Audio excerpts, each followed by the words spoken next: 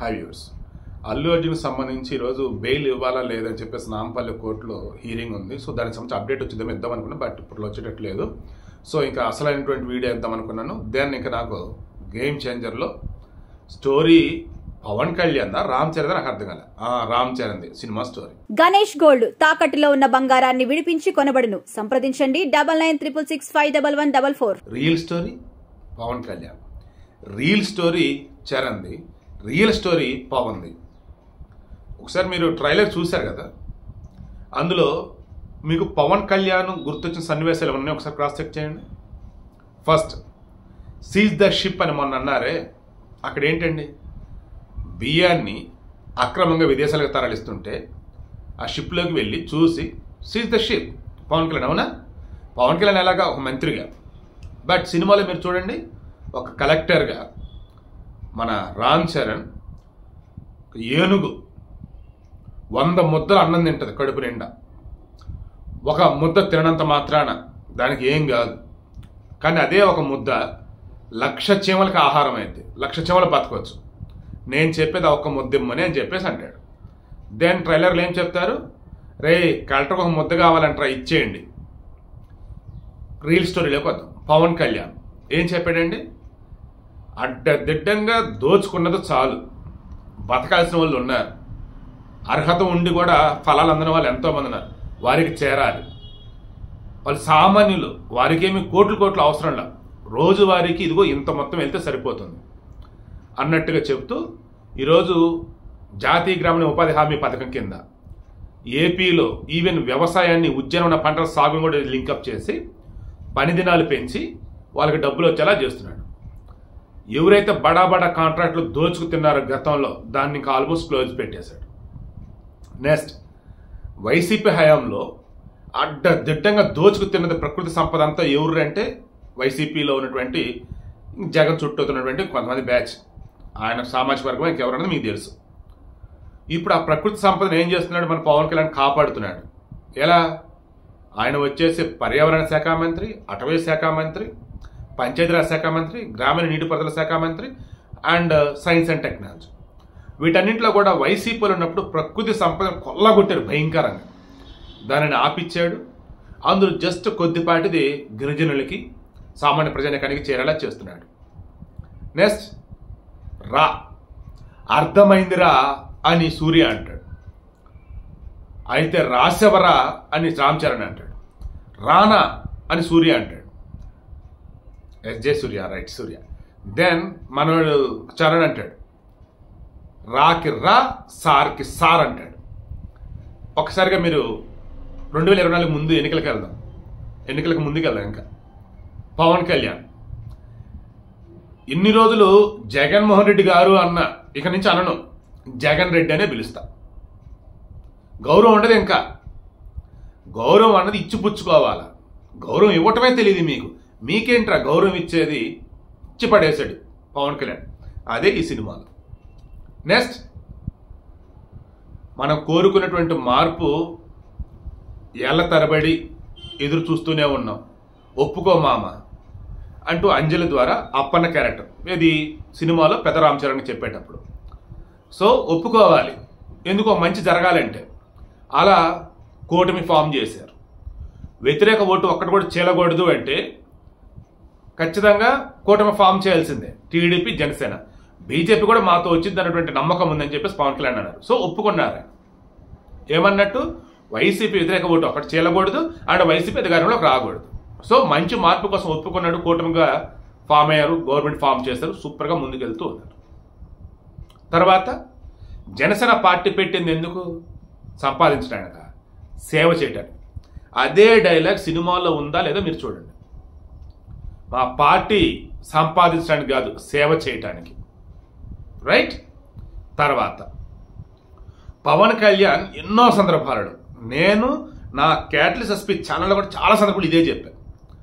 ఎప్పుడైతే ఈ ఐఏఎస్లు, ఐపీఎస్లు జగన్ రెడ్డి ఎలా చెప్తే అలా వింటున్నారు, మంత్రులు అడ్డదిడ్డంగా ఏది పడితే మాట్లాడుతున్నారు, కనీసం పక్కన ఉండి ఖండించకుండా అండ్ ఘోరంగా ట్రీట్ చేస్తుంటే ఐఏఎస్లను, ఐపీఎస్ని ఏం చేస్తున్నారు అసలు వీళ్ళంతా అని చెప్పేసి మాట్లాడినప్పుడు నేనేమన్నానండి, పవన్ కళ్యాణ్ చాలా సందర్భాలు అదే చెప్పాడు.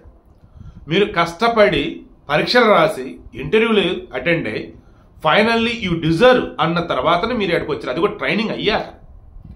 ఐఏఎస్లు ఐపీఎస్లు మీరు శాస్త్రం అయ్యా, మీరు గవర్నమెంట్లో భాగం. మంత్రులు అన్న వాళ్ళు ఎవరైతే ఉన్నారో వస్తారు పోతారు, మహా ఉంటే 5 ఏళ్ళు. మీరు అలా కాదు. ఒక ఐఏఎస్ ఇంకో ఐఏఎస్ అన్నప్పుడు మీ టెన్యూర్ అన్నది ఉంది. అదే సినిమాలో చెప్పాడు ఏమన్నట్టు, నువ్వు మంత్రివి 5 ఏళ్ళు దాకా ఉంటావు అంతే, నేను ఐఏఎస్ని చచ్చే వరకు అంతే. ఎస్, ఒక ఐఏఎస్ అధికారి మరణించిన తర్వాత కూడా ఐఏఎస్ కానీ గౌరవిస్తారు అంతా. ఆయన కూడా విషయ పరిజ్ఞానం కూడా అంత గొప్పగా ఉంటుంది.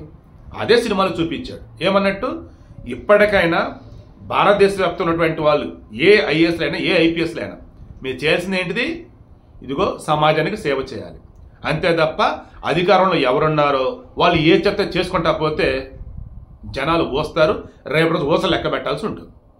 నెక్స్ట్ ట్రైలర్లు ఇంకేమున్నాయండి, మెయిన్గా చూసుకుంటూ ఉన్నప్పుడు ఒక రాజకీయ నాయకుడు అనేవాడు తన అధికారాన్ని అడ్డం పెట్టుకొని ఐఏఎస్ని ఐపీఎస్ని ఎలా ఆడిస్తాడు అన్నప్పుడు అది చూపిస్తూనే సరైనటువంటి వాడు ఐఏఎస్గా ఉన్నా సరైనటువంటి ఐపీఎస్గా ఉన్నా ఏం చేయాలో సినిమాలో చూపించాడు. సినిమాలో అతను స్టూడెంట్గా చూపించాడు, పోలీస్ ఆఫీసర్గా చూపించాడు, కలెక్టర్గా చూపించాడు, అండ్ అప్పన్న రాజకీయ నాయకుడిగా చూపించున్నాడు. సో ఇందులో నేను అనుకోవటం, చాలామంది యూపీఎస్సీ యూనియన్ పబ్లిక్ సర్వీస్ కమిషన్లో సివిల్స్ రాస్తారు. ఇందులో ఫస్ట్ ప్రయారిటీ వచ్చేసి ఎవరైనా ఐఏఎస్ పెడతారు, ఇండియన్ అడ్మినిస్ట్రేటివ్ సర్వీస్. ఆ తర్వాత ఇండియన్ ఫారెన్ సర్వీస్ పెడతారు, ఐఎఫ్ఎస్. ఐఎఫ్ఎస్ అన్నప్పుడు మళ్ళీ ఇండియన్ ఫారెస్ట్ సర్వీస్ కూడా వచ్చింది, అది సెపరేట్ ఎగ్జామ్ ఉంటుంది దానికి మరలా. సో ఇక్కడ వచ్చేసి నేను చెప్తుంది ఏంటి, ఇండియన్ అడ్మినిస్ట్రేటివ్ సర్వీస్ ఐఏఎస్, అథవా ఇండియన్ ఫారెన్ సర్వీస్ ఐఎఫ్ఎస్, మూడోది అన్నట్టుగా ఇండియన్ పోలీస్ సర్వీస్కి సెలెక్ట్ చేసుకుని చాలా మంది. నాకు తెలిసి ఎవరో ఒకళ్ళు ఇద్దరు మాత్రం ఫస్ట్ ఐపీఎస్ పెట్టుకుంటారు. ఫస్ట్ ప్రయారిటీ ఐపీఎస్ ఎవరైతే పెడతారో సివిల్స్ ఆప్షన్స్లో ఖచ్చితంగా వాళ్ళని ఇంటర్వ్యూలో చాలా క్వశ్చన్స్ చేస్తారు. ఐపీఎస్ తీసుకుంటున్నాడంటే దాని అర్థం ఏంటి, పోలీస్. సో ఎవరి మీద అన్నా కక్ష ఉందా, లేదన్నప్పుడు కొట్టాలన్న కోపం లైక్ ఎలా ఎలా ఏంటండి. ఇక ఐఏఎస్ అనుకోండి, ముందు వెనక అన్ని వెరిఫై చేస్తారు. సో ఇప్పుడు విషయం సినిమాలో ఏం చూపించాడు, ఫస్ట్ ఐపీఎస్ ఆఫీసర్గా చూపించాడు, ఆ తర్వాత ఐఏఎస్. ఎందుకంటే ఇద్దరు కూడా civil services and all India rules ఉంటాయి వాళ్ళకి, కానీ ఆ సర్వీస్ రూల్స్లో ప్రోటోకాల్ వైజ్ రిమైనింగ్ చూసుకుంటున్నా సరే ఐఏఎస్కి ఫస్ట్ ప్రయారిటీ ఇస్తారు. అండ్ ఐఏఎస్ అంటే కలెక్టర్ వచ్చేసి ఆ జిల్లా SP, that means IPS officer కూడా ఆదేశించవచ్చు అనమాట. అది సినిమాలో చూపించాడు. అండ్ ఐఏఎస్కి వచ్చేసి ఉన్న పవర్స్ మామూలుగా ఉండవండి.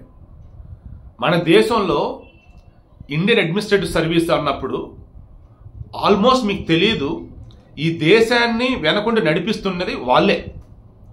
మామూలుగా 4 పిల్లర్లు అంటారు ఈ దేశానికి. బ్యూరోక్రాట్స్ అన్నప్పుడు మొత్తం ఐఏఎస్లు వస్తారు, లెజిస్లేచర్ అన్నప్పుడు మొత్తం వీళ్ళు వస్తారు, ఎవరు మన పొలిటీషియన్స్ వస్తారు. నెక్స్ట్ మన న్యాయ వ్యవస్థ, సో జ్యుడిషియరీ వాళ్ళు. 4th పిల్లర్ వచ్చేసి మీడియా. సో ఈరోజు ఆ 4th పిల్లర్ ఆల్మోస్ట్ కాలు తగ్గొట్టుకొని ఇంకేటో వెళ్తుందిలే. కానీ సో విషయం ఏంటి, న్యాయ వ్యవస్థ అటు వచ్చేసి శాసన వ్యవస్థ, ఇటు వచ్చేసి చూస్తే బ్యూరోక్రాట్స్, సో అడ్మినిస్ట్రేషన్ అన్నట్టు. ఇందులో అత్యంత కీలకమైనటువంటి వాళ్ళు ఈ ఐఏఎస్లు. సో సినిమా మొత్తం మీద మీరు గమనించినట్టయితే, నేను హార్ట్ఫుల్గా చెప్తున్నా, నేను 1980s జన్మించినటువంటి వాడిని. సో అంటే 1980 నుంచి 90 మధ్య పుట్టిన వాళ్ళు 80s పుట్టినట్టు అంటారు. మా జనరేషన్కి అండి భారతీయుడు సినిమా అంటే, ఇప్పుడు వచ్చిన భారతీయుడు 2 కాదు, గతంలో వచ్చిన భారతీయుడు ఫస్ట్ ఉంది కదా, ఎక్స్ట్రాడినరీ మూవీ. ఇప్పుడు 2000 తర్వాత అంటే 2000 సంవత్సరాల తర్వాత పుట్టిన వాళ్ళు ఉన్నారే, వాళ్ళందరికీ ఈ గేమ్ చేంజర్ కూడా అట్లాంటి ఎక్స్ట్రాడినరీ మూవీ కాబోతుందని నాకైతే అనిపిస్తుంది.